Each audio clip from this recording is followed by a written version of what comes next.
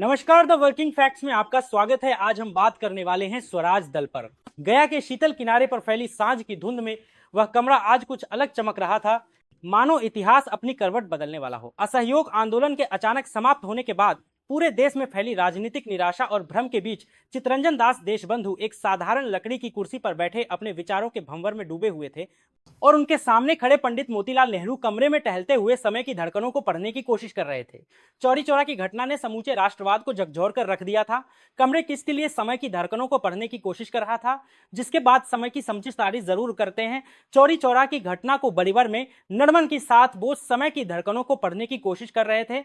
आंदोलन रुक चुका था और जनता का उत्साह मानो किनारे पर आकर थम गया था, पर भीतर कहीं एक अपूर्ण चेतना अभी भी उथल पुथल कर रही थी कि स्वतंत्रता का मार्ग केवल सड़कों और जेलों से होकर नहीं गुजरता, बल्कि उन संस्थाओं से भी होकर जाता है जिन्हें अंग्रेजों ने भारतीयों के सिर पर शासन के औजारों की तरह खड़ा कर रखा था।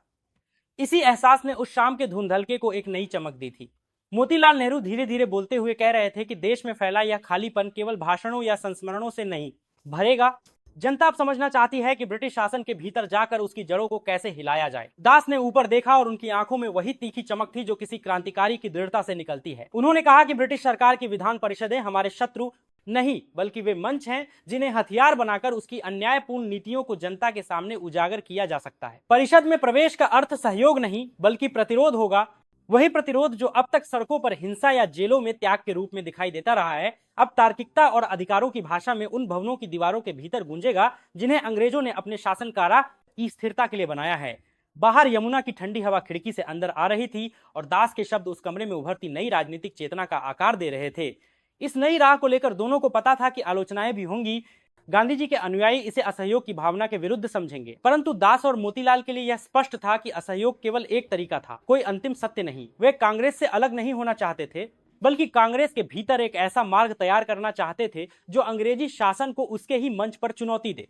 गया अधिवेशन में जब परिषदों में प्रवेश का प्रस्ताव कांग्रेस द्वारा अस्वीकार कर दिया गया और दास के विचार को पर्याप्त समर्थन नहीं मिला, उस क्षण देश के राजनीतिक क्षितिज पर एक नई धारा का जन्म हुआ, स्वराज दल का। यह निर्णय सरल नहीं था। दास और मोतीलाल दोनों ही कांग्रेस के पुराने आदरणीय नेता थे, परंतु वे जानते थे कि राजनीतिक सिद्धांतों की लड़ाई केवल भावनाओं से नहीं जीती जाती। विचार और रणनीति दोनों आवश्यक हैं। उस रात गया की सड़कों पर टिमटिमाते दीपों के बीच जब यह समाचार फैला कि दास और नेहरू कांग्रेस के भीतर रहते हुए एक वैकल्पिक मंच खड़ा करने जा रहे हैं, तो लोगों में एक उत्सुकता भर उठी कि शायद स्वतंत्रता का मार्ग फिर से नया मोड़ लेने वाला है।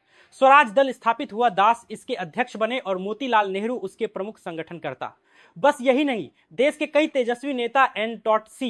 केलकर, हुसैन इमाम, विट्ठल भाई पटेल, खलीकुज्जमान और नए युवा सितारे सुभाष चंद्र बोस इस नए दल के साथ जुड़े। बंगाल में दास के विचारों ने एक तूफान सा खड़ा कर दिया था। वे बंगाल के जनमानस के वैसे ही नेता बन चुके थे जैसे लाल बाल पाल ने महाराष्ट्र और पंजाब में राष्ट्रीय चेतना को जगाया था। मोतीलाल नेहरू अपनी तीक्ष्ण तर्क शक्ति और अंग्रेजी शासन के कान ऊनों की गहरी समझ के कारण दल की रीढ़ बन गए थे।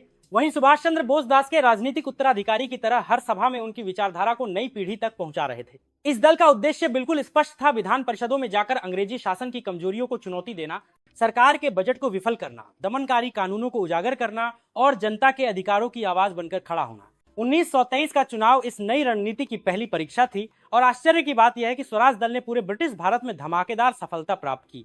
संयुक्त प्रांत, बंगाल और मध्य प्रांत की परिषदों में इनकी जीत ने अंग्रेजों को चौंका दिया।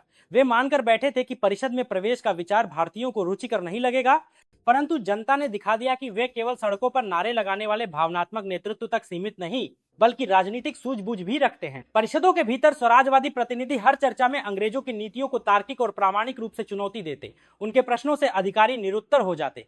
पुलिस अत्याचार, प्रेस पर नियंत्रण, करों में बढ़ोतरी, कृषि संकट और नौकरशाही की मनमानी, स्वराज दल ने इन सभी मुद्दों को जिस प्रखरता से उठाया वह पहले किसी भारतीय राजनीतिक दल ने नहीं किया था।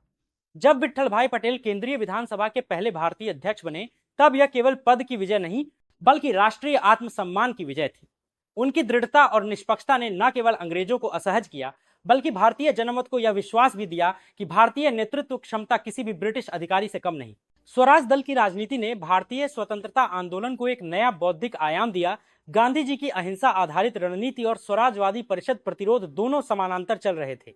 दोनों के लक्ष्य समान थे, स्वतंत्रता पर मार्ग अलग अलग। फिर भी गांधी जी ने कभी दास और मोतीलाल की देशभक्ति पर प्रश्न नहीं उठाया। वे कहते थे कि दास जिस साहस और निर्भीकता से सोचते हैं वैसा साहस दुर्लभ है।